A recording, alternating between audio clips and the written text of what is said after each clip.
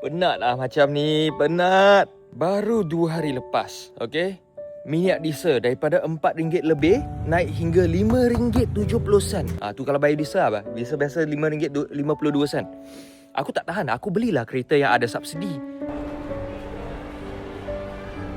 Subsidi. Konti gila Hana ni. Ni, konti gila. Tak sampai 2 jam. PM buat announcement, kata rakyat supaya memahami ini langkah yang kita ambil, terpaksa ambil kerana tekanan yang kita hadapi. weh. Penat ni semua salah PMX. Siapa yang undi dia?